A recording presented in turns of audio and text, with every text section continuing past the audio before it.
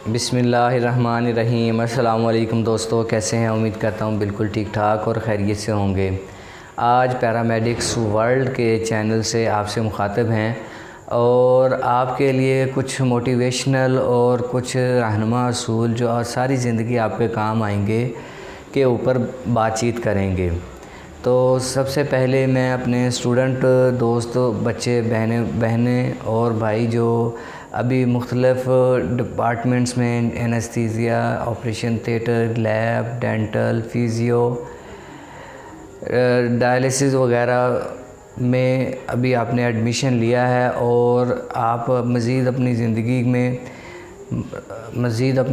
में तरक्की की मनाज़िल तय करना चाहते हैं, तो उसके लिए सबसे ज़्यादा ज़रूरी अमर ये है कि आपने जिस भी डिसिप्लिन में, जिस भी डिपार्टमेंट में एडमिशन लिया है, आप उसमें दिलो जान से और पूरी यकसुई के साथ मेहनत करें। यानी आप जब कॉलेज चले जाते हैं या अपने किसी इदारे में जहाँ से आप स्टडी कर रहे हैं, आप वहाँ जाते हैं, आप एडमिशन लेते हैं, तो आप पर ये सबसे भारी ज़िम्मेदारी है, सबसे बड़ी ज़िम्मेदारी ये है कि आप अपनी तालीम पूरी दिल जमई से, पूरी जो यकसुई से हासिल करें, क्योंकि यहाँ पे जो है ज़िंदगी का पहला जीना शुरू होता है। या सीढ़ी आप चढ़ते हैं सीढ़ी के ऊपर, तो पहला जो पाँव रखते हैं उस पहले जीने पे ये आपका पहला जीना है, जिसमें आपके पेरेंट्स आपको सपोर्ट करते हैं, आपको मौका फराहम करते हैं कि आप ये इल्म हासिल करें। यानी वो आपके पीछे मेहनत करते हैं, आपके पीछे दुआएं करते हैं और आपको मुआशी तौर पर सपोर्ट करते हैं, आपकी फ़ीसेस पे करते हैं, आपकी यूनिफ़ॉर्म्स, आपकी बुक्स वगैरह जितनी भी हैं, आपके ज़रूरियात खाने पीने के मुतल्लिक़ भी हैं, उनकी भी ज़िम्मेदारी उठाते हैं। यानी आप अपनी आमदनी का एक कसीर हिस्सा, बहुत सा सरमाया जो है आपके ऊपर, वो इन्वेस्ट करते हैं इस उम्मीद पर कि हमारा बच्चा या हमारी बच्ची कल को पढ़ के अपने लिए अच्छा रोज़गार हासिल करे या हमारा सहारा बने।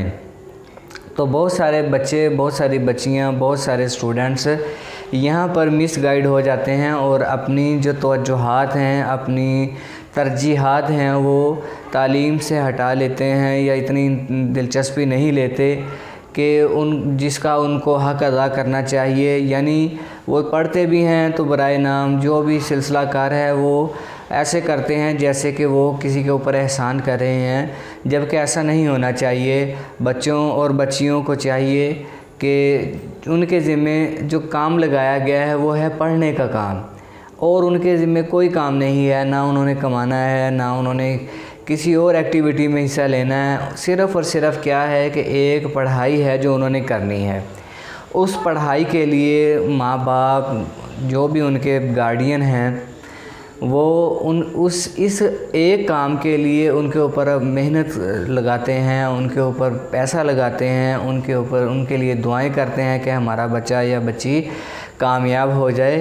तो बेटा, सबसे पहली बात ये है कि आप देखें कि आप अपनी कमाई पे नहीं पढ़ रहे, आप अपने वालिदैन की कमाई पे पढ़ रहे हैं। वो किस मुश्किल और किस मुसीबत और किस परेशानी के आलम में वो आपको फेवर कर रहे हैं, अपना पेट काट रहे हैं, अपनी ज़रूरतों को घटा रहे हैं, कि सिर्फ़ किस लिए कि हमारे बच्चे पढ़ जाएं।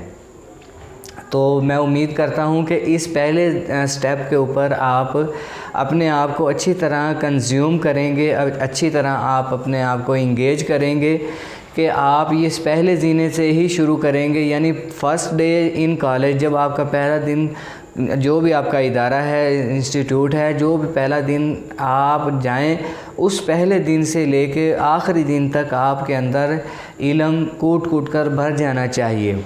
ये ना हो कि आप जो है एग्ज़ाम्स में बूटियाँ लगाएं या नकल मारें या कोई भी ऐसा प्रॉक्सी वाला काम करें जो कि आपके लिए, आपके फ्यूचर के लिए परेशानी का बायस बने। तो इसलिए इस चीज़ से बचने के लिए आप जब एडमिशन ले लें तो फ़र्स्ट डे से समझ लें कि आपने जो प्रोफेशन चूज़ किया है वो आपका लास्ट प्रोफेशन है। ये सारी ज़िंदगी आपके साथ चलना है, आपने इसके साथ चलना है। सारी ज़िंदगी आप इसके साथ इंगेज रहेंगे। इसके ज़रिए आप रोज़ी भी कमाएंगे, इसके ज़रिए आप रिज़्क़ कमाएंगे, इसके ज़रिए आप इज़्ज़त कमाएंगे, इसके ज़रिए आप शोहरत कमाएंगे। तो दोस्तों, उम्मीद करता हूँ कि ये पहला ज़िना आप इंशाल्लाह अच्छे तरीके से इसके ऊपर मज़बूती से कदम जमा कर पाँव रखेंगे तो इंशाल्लाह सारी ज़िंदगी डगमगाएंगे नहीं। दूसरा पॉइंट ये है बेटा कि जब आप अपने इंस्टीट्यूट में चले जाते हैं तो वहाँ पर जो पढ़ते हैं उसको पढ़ के अच्छी तरह याद करें, बार बार दोहराएं, बार बार रिवाइज़ करें। क्योंकि अगर आप मिसाल के तौर पे 2 साल का या 4 साल का कोई कोर्स कर रहे हैं तो आपको सिर्फ़ और सिर्फ इस ड्यूरेशन में, स्टडी पीरियड में ही आपको पढ़ने का मौका मिलेगा। जब आप प्रोफेशनल लाइफ में चले जाएंगे तो आपको ये पढ़ने का मौका नहीं मिलेगा या कम मिलेगा। लेकिन जब बंदा प्रोफेशन में चला जाता है, प्रोफेशनल हो जाता है और उसे अर्निंग्स आनी शुरू हो जाती हैं, वो कमाना शुरू हो जाता है, तो फिर उसका पूरा ध्यान पैसे कमाने की तरफ होता है या जो भी है कमाई करने की तरफ होता है, तो उसके पास पढ़ने के मौके कम हो जाते हैं। तो उसका सबसे बेहतरीन हल ये है कि आप जब क्लास में जाएं, पीरियड अटेंड करें, लेक्चर अटेंड करें, आप उसको वहाँ पे भी पढ़ें और घर आके भी उसको दोहराएं, बार बार याद करें। जब आपको याद हो जाएगा तो आप इसको, जो आपका इंस्टीट्यूट है वहाँ जाकर आप इसको, जब आपसे क्वेश्चन किया जाएगा कि व्हाट इज़ XYZ फ़लाँ इसकी डेफिनेशन बताएं, इसकी आप क्लासिफिकेशन बताएं, तो अगर आपने याद किया होगा तो आप नेक्स्ट डे आप अपनी क्लास में भी उसको अच्छे तरीके से एक्सप्लोर कर सकेंगे। इसके अलावा जब आप फॉर द नेक्स्ट डे ये आप करने में कामयाब हो जाते हैं तो इसका मतलब ये है कि आपको वो क्वेश्चन याद हो गया है और आप उसको एग्ज़ामिनेशन में अच्छे तरीके से करने के काबिल हो जाएंगे। जब आप एग्ज़ामिनेशन में अच्छे तरीके से करने के काबिल हो जाएंगे तो आप उसको अपनी अमली ज़िंदगी में, प्रैक्टिकल लाइफ में, या जब आप जॉब में जाएंगे तो उसको अच्छे तरीके से अडॉप्ट कर पाएंगे। यानी देखें, आपने जो सेकंड जीने के ऊपर पाँव रखा है, दूसरी सीढ़ी के दूसरे पायदान पे पाँव रखा है, तो आपने वहाँ से क्या सीखा है कि जो आपने अपना जो लेक्चर लिया है उसको आपने घर जाके रिवाइज़ करना है, याद करना है, अगले दिन आके उसको दोहराना है और उसके बाद एग्ज़ाम में उससे आपने फ़ायदा उठाना है। उसके बाद आपने उसको अपनी प्रैक्टिकल लाइफ में उससे काम लेना है। तो देखें, ये आप ऐसे स्टेप बाय स्टेप जैसे जैसे आप इसको फॉलो करते जाएंगे, अपनी ज़िंदगी में इसको अडॉप्ट करते जाएंगे, तो इंशाल्लाह आपकी ज़िंदगी में आपको रिस्क भी मिलेगा, आपको इज़्ज़त भी मिलेगी, आपको शोहरत भी मिलेगी इंशाल्लाह। ये बिल्कुल तजर्बाशुदा बात है। उसके बाद आप जब ये इल्मी सेशन कंप्लीट कर लेते हैं, यानी आप अपनी पढ़ाई में दिलचस्पी लेते हैं, अच्छे तरीके से पढ़ते हैं, उसको याद करते हैं, उसको दोहराते हैं और पास हो जाते हैं, उसके बाद आपकी इंटर्नशिप शुरू होती है। यानी आपको अमली तरबियत के लिए मुख्तलिफ़ जगहों पर भेजा जाता है, मुख्तलिफ़ हॉस्पिटल्स में आपसे आपके रेलिवेंट फील्ड के जो शोबा जात हैं आपको वहाँ पर भेजा जाता है ताकि आप वहाँ पर अमली तरबियत हासिल करें। उसके बाद आपको फिर बाद की बात है कि आप प्राइवेट सेटअप में जाके अपनी जॉब हासिल करते हैं, अपने रोज़गार का ज़रिया हासिल करते हैं, या आपको गवर्नमेंट सेटअप्स में, या आपको मुल्क में, या आपको मुल्क से बाहर कहाँ पे आपको रोज़गार मिलता है, ये बात की बात है। लेकिन उससे पहले सबसे ज़्यादा ज़रूरी अमर ये है कि जो इल्म आपने हासिल किया है उसके ऊपर अमल करने से आप अपने आप को एक्सेस करें कि हम किस हद तक कामयाब हुए हैं। क्या हम एक ऑर्डिनरी जॉब ले सकते हैं अपने काम के ज़रिए, या कोई स्पेशल जॉब अपने लिए हायर कर सकते हैं। देखें, कैसी बात है कि आप अपना जो तालीमी सेशन है, जो ड्यूरेशन है, उसको गुजारने के बाद आप ख़ुद अपने आप को चेक करेंगे कि मैं किस लेवल में हूँ। यानी मैं उससे एक आम सी नौकरी हासिल कर सकता हूँ या आम सा रोज़गार जिससे मेरा गुज़र बसर बड़ा मुश्किल हो वो हासिल कर सकता हूँ, या मैं कोई स्पेशल काइंड ऑफ जॉब हासिल कर सकता हूँ, या कोई सुपरविज़न में जा सकता हूँ, सुपरवाइज़र की जॉब मिल सकती है। तो ये आपके ऊपर डिपेंड करता है। अच्छा, जब आप प्रैक्टिकल लाइफ में जाते हैं तो आप थर्ड स्टेप के ऊपर पाँव रखते हैं। तो वहाँ जाकर आप सबसे पहले ये देखते हैं कि आपके उस्ताद, आपके अतालीक्स, आपके इंस्ट्रक्टर्स वगैरह किस माहौल में काम कर रहे हैं, किस मीडियम में काम कर रहे हैं। आया वो स्ट्रेसफुल मीडियम है या वो रिलैक्स मीडियम में काम कर रहे हैं। तो अगर आप देखते हैं कि आपके टीचर्स, आपके इंस्ट्रक्टर्स जो हैं बड़े रिलैक्स माहौल में काम कर रहे हैं, तो इसका मतलब ये है कि उन्होंने मेहनत की है और अपने काम को समझा है, इसलिए वो रिलैक्स हुए हैं। अगर वो मेहनत ना करते और अपने काम को ना समझते तो वो भी स्ट्रेसफुल लाइफ में ज़िंदगी गुजार रहे होते। तो इसलिए बेटा, आप जब आप वर्क प्लेस पे जाएं जहाँ पर आपकी ट्रेनिंग हो रही है, सबसे पहले जाएं, वहाँ पे जो भी आपके इंस्ट्रक्टर्स हैं आप उनकी रिस्पेक्ट करें, उनका रिगार्ड करें और उनको इज़्ज़त दें। और फिर उनसे सवाल करें कि सर, हम इस मकसद के लिए आए हैं कि हम अब फ्यूचर में, मुस्तकबिल में अच्छे वर्कर साबित हों, अच्छे इंसान बन जाएं, अच्छे लोग, अच्छे तरीके, अच्छा रोज़गार हासिल करें, तो आप हमारी मदद फरमाएं। फिर वो इंस्ट्रक्टर आपको अमली तरबियत भी देंगे, आपकी अखलाकी तरबियत भी करेंगे। यानी देखें, अगर आप किसी इंस्ट्रक्टर के पास जाते हैं और आप अपना मुद्दा बयान करते हैं कि हम इंटरेस्टेड हैं काम सीखने में, तो लाजमी तौर पे आपका इंस्ट्रक्टर भी आपको सिखाएगा। और अगर आप इंटरेस्ट शो नहीं करेंगे तो आपका इंस्ट्रक्टर भी आपको बिल्कुल भी वो नहीं करेगा, बॉदर नहीं करेगा। इसलिए आप अपना इंटरेस्ट लाजमी शो करें कि सर, मैं ये करना चाहता हूँ, मेरे ये इरादे हैं, या मेरे फ्यूचर में ये प्लान्स हैं। तो आपका इंस्ट्रक्टर आपके उन प्लान्स को, आपके उन इरादों को, आपके उन आइडियाज़ को, आपके उन थीम्स को लाइक करेगा और आपको अच्छे तरीके से ट्रेंड करेगा, आपको अच्छे तरीके से सिखाएगा। उसके बाद आपका इंस्ट्रक्टर जो भी आपको तरबियत सिखाए, अमली तरबियत दे, आप उसको अच्छे तरीके से सीखें, समझें और अपने इंस्ट्रक्टर की मौजूदगी में ही उसको परफॉर्म करने की कोशिश करें। आप जो चीज़ें सीख जाते हैं उनको ख़ुद करने की कोशिश करें, और जो नहीं सीख पाए या जिनके बारे में आप डाउटफुल हैं, कतई तौर पे आप उनको ना करें। आप जानते हैं कि ये जितनी भी मेडिकल से कंसर्न्ड मशीनरी है वो बहुत ज़्यादा कास्टली होती है, बहुत ज़्यादा महंगी होती है। अगर आप अपनी बेवकूफ़ी की वजह से या नासमझी की वजह से या अंडरस्टैंडिंग की वजह से अगर आप उस मशीनरी को रॉन्ग वे में यूज़ करेंगे तो वो मशीनरी ख़राब हो जाएगी, वो ज़ाया हो जाएगी, जिससे आपको भी नुकसान हो सकता है, पेशेंट को भी नुकसान हो सकता है, जो इदारा है उसको भी नुकसान होगा।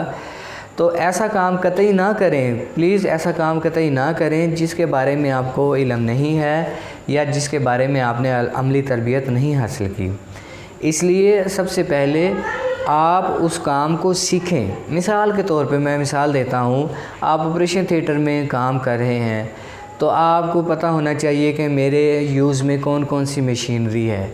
आप उसको चला कर देखें, उसको अर्ली मॉर्निंग जब आप ड्यूटी पे जाते हैं या वर्क प्लेस पे जाते हैं, आप उसको चला के देखें कोई मशीनरी ख़राब तो नहीं है, काम कर रही हैं, प्रॉपर वर्किंग में हैं।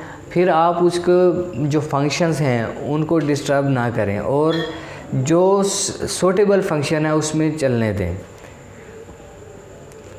यानी आप लर्न भी करना चाहते हैं तो आप अपने इंस्ट्रक्टर्स के थ्रू लर्न करें और पूछें, और सर हमें इसके ऑपरेटिंग का तरीक़ाकार बताएं, इसके हैज़र्ड्स बताएं, इसके ख़तरात बताएं, इसमें क्या को ख़तरा हो सकता है, अगर हम ख़ुद अपने तौर पे इसको ऑपरेट करें तो हमें क्या कोई ख़तरात आ सकते हैं या क्या कुछ नुकसानात हो सकते हैं, या इस मशीन का फ़ायदा क्या है, इसको सेफ़ली हम किस तरह यूज़ कर सकते हैं। ये चीज़ें आपने अपने इंस्ट्रक्टर्स से सीखनी है, उस्तादों से सीखनी है, या जिनके अंडर आप ट्रेनिंग हासिल कर रहे हैं। उसके बाद आपने वहाँ पे मौजूद चीज़ों के बारे में मालूमात हासिल कर ली, उनको ऑपरेट करने का तरीक़ाकार सीख लिया। उसके बाद आप उसके साथ छेड़ाछाड़ी ना करें, क्योंकि बड़ी डेलिकेट मशीन्स होती हैं, मशीनरी बड़ी सेंसिटिव होती है। अगर आप उसकी सेटिंग में कोई डिस्टर्बेंस करेंगे तो उसका पूरा मैनुअल ही चेंज हो जाएगा, उसका पूरा वर्किंग मेथड ही चेंज हो जाएगा। तो अगर आप ऐसा करेंगे तो ड्यूरिंग प्रोसीजर या काम के दौरान आपको वो मशीन तंग करेगी, पेशेंट्स के लिए ख़तरे का बायस बनेगी और ऑपरेटर जो उसको ऑपरेट कर रहे हैं उनके लिए ख़राबी का बायस बनेगी। तो इसलिए अपने तौर पे किसी मशीनरी को नहीं छेड़ना। जब भी किसी मशीन के मुतल्लक, जब भी किसी डिवाइस के मुतल्लक आपने कोई मालूमात लेनी है तो अपने इंस्ट्रक्टर से लेनी है और उनकी सुपरविज़न में ही आपने उसको देखना और समझना है। ये सारा कर चुकने के बाद फिर आप एक इंडिपेंडेंट पैरामेडिक बनेंगे, यानी आप एक इनफरादी पैरामेडिक बनेंगे। यानी अगर आपको किसी फील्ड में खड़ा कर दिया जाता है तो आप उसको करने के काबिल होंगे।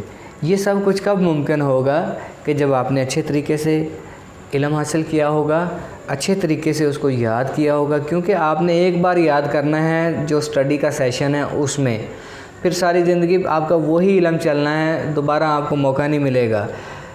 अगर मौका मिला भी तो आप उसको इन्हेंस कर सकते हैं, बढ़ा सकते हैं, अपने नॉलेज को, अपने IQ लेवल को बढ़ा सकते हैं, लेकिन उसको याद करना डिफ़िकल्ट होगा। तो इसलिए जो आपको टाइम दिया जाता है जिसमें आप याद करें, जिसमें आप उसको अप्लाई करें और उसके बाद फिर अपने लिए को रोज़गार का, इज़्ज़त का, शोहरत का, दौलत का हसूल करें, तो फिर ये आपके लिए बहुत फ़ायदे की बात होगी। इसलिए मैं ये चाहता हूँ मेरे प्यारे बच्चों, मेरे प्यारे दोस्तों, मैं चाहता हूँ कि आप ज़िंदगी में अच्छे पैरामेडिक साबित हों। यानी देखें आपके ज़िम्मे कितनी भारी एक ज़िम्मेदारी है, कितना आपके ऊपर बोझ है कि आप एक कांटेक्ट हैं। कैसे कांटेक्ट हैं? आप अपने मेडिकल के जो सुपरवाइज़र हैं आप उनके साथ और अपने पेशेंट के साथ ऐसे इन कांटेक्ट हैं, जुड़े हुए हैं। अगर आप बीच में से स्लिप हो जाएंगे तो जो पेशेंट्स को हम सेहत की सहूलियात फ़राहम करते हैं, जो उनके लिए कोशिशें करते हैं, वो बिल्कुल बेसुध हैं, उनका कोई मकसद नहीं है। इसलिए आप समझें कि आप दो चीज़ों को जोड़ने के लिए एक ग्लू का काम कर रहे हैं। अगर आपकी पकड़ कमज़ोर हो गई, सुपरवाइज़र से आपने जो हिदायत ली हैं उनको हासिल करने में और उसको परफॉर्म करने में अगर फ़ेल हुए तो तब भी पेशेंट को नुकसान है।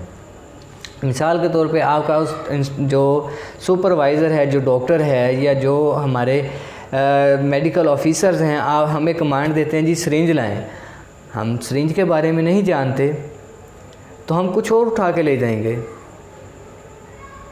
तो वो जवाबन हमें कहेंगे कि नालायक सॉरी ऐसे सख्त अल्फाज नहीं इस्तेमाल करना कि आपको सिरिंज का नहीं पता। तो ये हमारे लिए शर्मिंदगी का बायस होगी। ये तो एक छोटी सी मिसाल है, यानी कॉमन सी मिसाल दी है ताकि आप समझ सकें। माशाल्लाह आप समझदार हैं, समझ सकें कि कोई ऐसा इंस्ट्रक्शन देते हैं कि जो पेशेंट की मुतल्लक हो, पेशेंट की हेल्थ के मुतल्लक हो और हम उसको अच्छे तरीके से कैरी ऑन ना कर पाएँ तो पेशेंट को नुकसान होगा। लाजमी तौर पर जो हमारा सुपरवाइज़र है वो भी डिस्टर्ब होगा। अगर हमने पेशेंट के मुतल्लक देखा है कि पेशेंट कुछ कंप्लेन कर रहा है, हमने उसकी कंप्लेन को नोटिस नहीं किया, अच्छे तरीके से जांचा नहीं, हमें पता ही नहीं चला कि पेशेंट क्या कहना चाह रहा है, क्या बता रहा है, तो भी हमारे लिए एक बड़ा चैलेंज की बात है कि हम पेशेंट को जिसकी आसानी के लिए, जिसकी सहूलत के लिए, जिसको सर्विस फराहम करने के लिए हम हायर किए गए हैं, हम उसकी वो मुश्किल तो दूर ही नहीं कर पाए, उसकी परेशानी तो दूर ही नहीं कर पाए, तो फिर भी हमारे लिए बड़ी सोचने वाली बात है।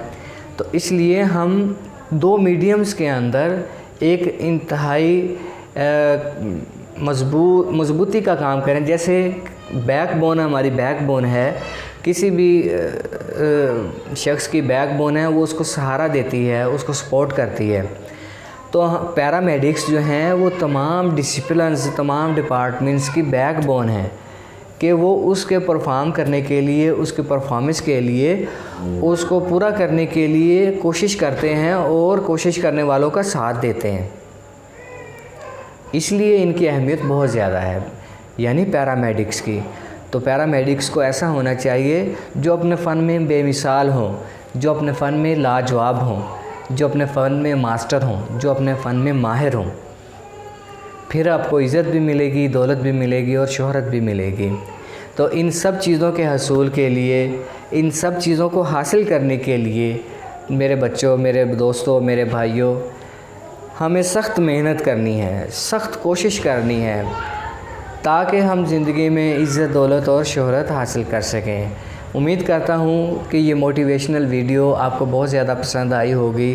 तो मेरे दोस्तों, भाइयों, बच्चों, इस वीडियो को अपने तमाम पैरामेडिक्स के जितने भी ग्रुप्स हैं उनके अंदर शेयर करें, ताकि हम एक मज़बूत और अच्छी कौम बन सकें। Thank you.